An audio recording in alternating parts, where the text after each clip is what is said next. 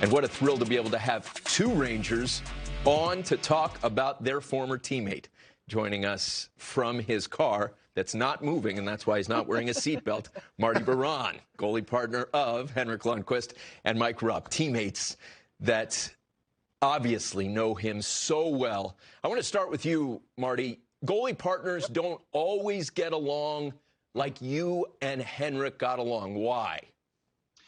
Well, first of all, I wasn't really a threat to Henrik Lundqvist, right? So I came in, I was his backup, and he knew that. So that was really good.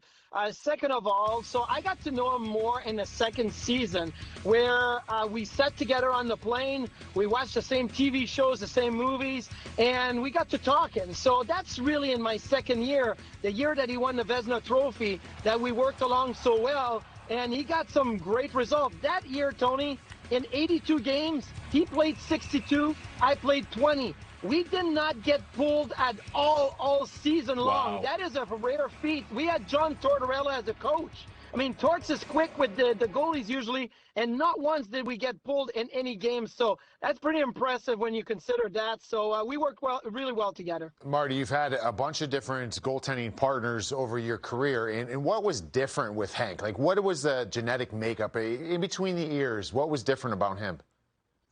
He was extremely competitive, but he would back it up. So, you know, Rupper, how he was in the locker room. Sometimes he'd give guys a dirty look, or he'd tell the defenseman to get out of the way, let him see the shot, but he would back it up, and that's what made him different. I keep saying, like, I played with Dominik Hasek. He was a Vezina Trophy winner. Played with Ryan Miller, Vezina Trophy winner, and Henrik Lundqvist. Hank was the hardest working player I've ever played with.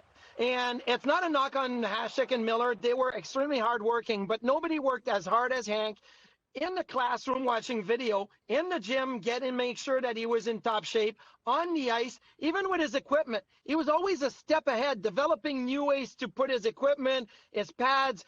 He's got this loop in the back of his skate that now every young goaltenders, when they buy a pair of goalie skates, they have a loop to put that strap through. That was Henrik Lundqvist right there. So that's what made him different, is he worked hard and harder than anybody else, not just on the ice, off ice, video, equipment, his eating habits, everything he did was better than anybody I've ever played with.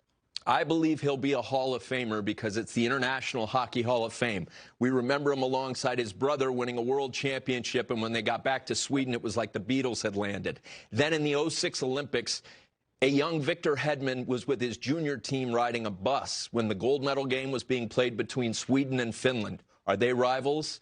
Are oil and vinegar rivals? And Hank was brilliant in that game. They win gold.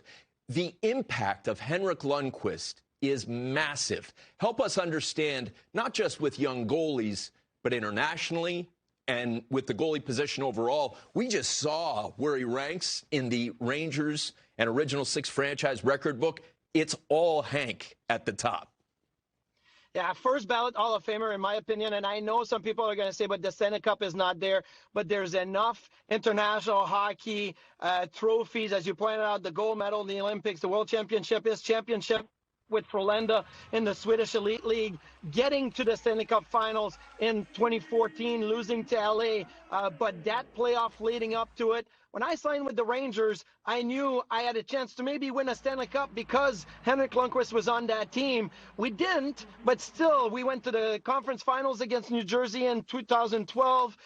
You know, obviously, they got to the finals in 14. I do believe that he is a Hall of Famer, and also the way that he came onto the scene. In 2005, 2006, he was really reactionary. He was so focused. His eyes were always so focused. So for that matter, I think he has to be considered one of the greatest to have played the position. I know there's a lot of other names, but for me, he is very worthy of the Hall of Fame and first ballot in that case. Marty, I got a little bit of a bold statement because I was thinking about it when we're thinking about Hank and what he's done in his career. And I certainly played with him for a short period of my career, but I played against him a lot as well. And we know how there was that Marty Brodeur, Henrik Lundqvist rivalry.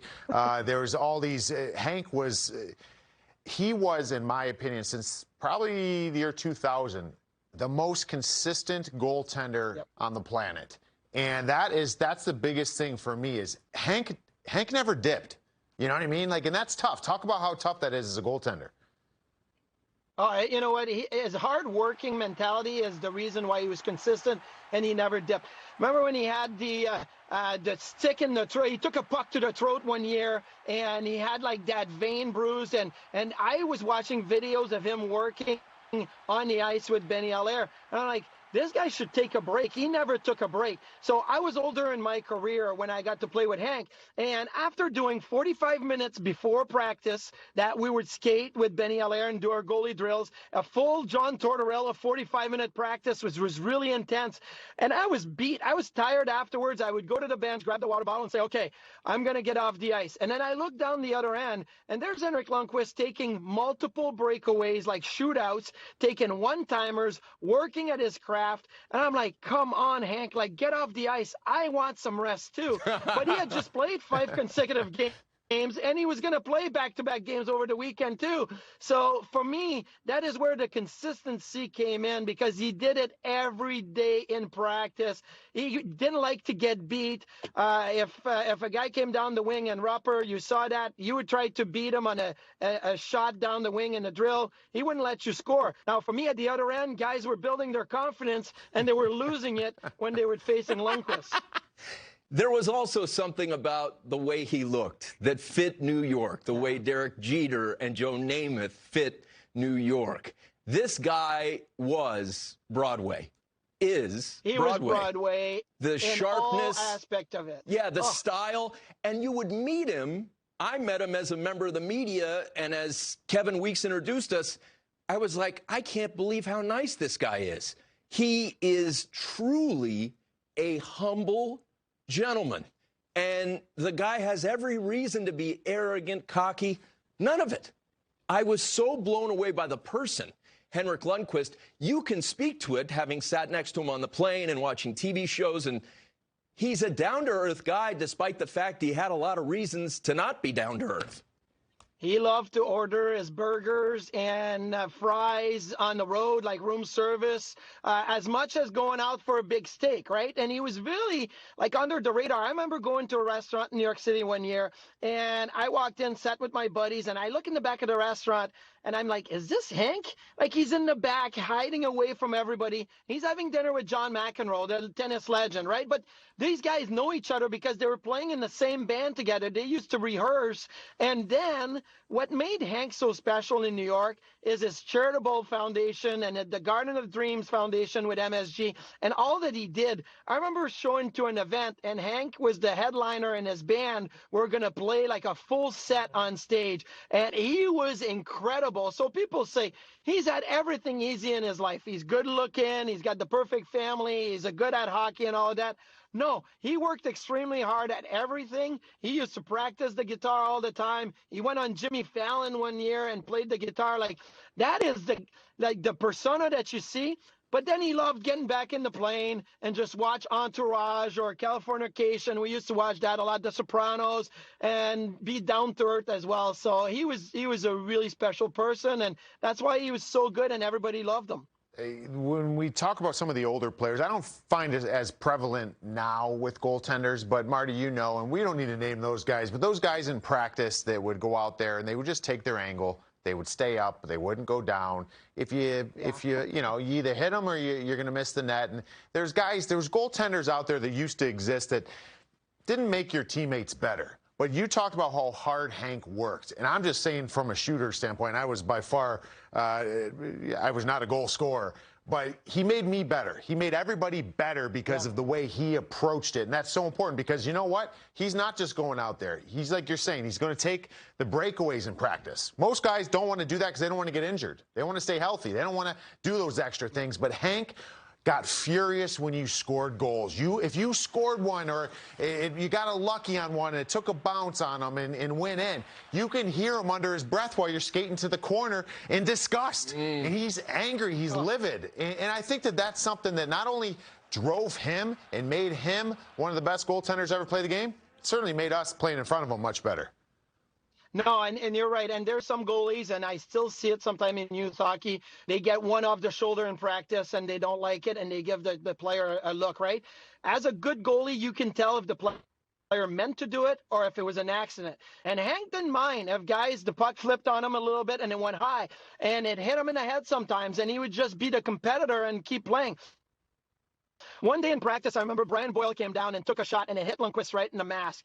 And, this has been like 2 or 3 in a row in that practice. And all of a sudden, Jim Schoenfeld stopped practice and started yelling at the guys, like, stop hitting your top goalie in the head. Come on, guys, we got to protect him. Hank didn't want that. He didn't want Shoney to stop practice. And he's like, no, that's okay, guys. And Shoney goes, no, that's not okay. You want to hit somebody in the head? Go down to Marty's side. We're not hitting Henrik Lundqvist in the head. And I'm like, dude, you just put a big bullseye on my face, right? But that's how Hank was. He's like, sorry, Marty. I'm like, it's not your fault. But Hank didn't mind if the pucks got up a little bit. He thought, hey, I'm a goalie. I need to make the saves in a game. Nobody's going to take it easy on me. So nobody took it easy on him in practice either. What a legacy. He retires with tremendous esteem from his former teammates, fans, everybody. Yeah. Thanks so much, Marty Biron. Great stuff.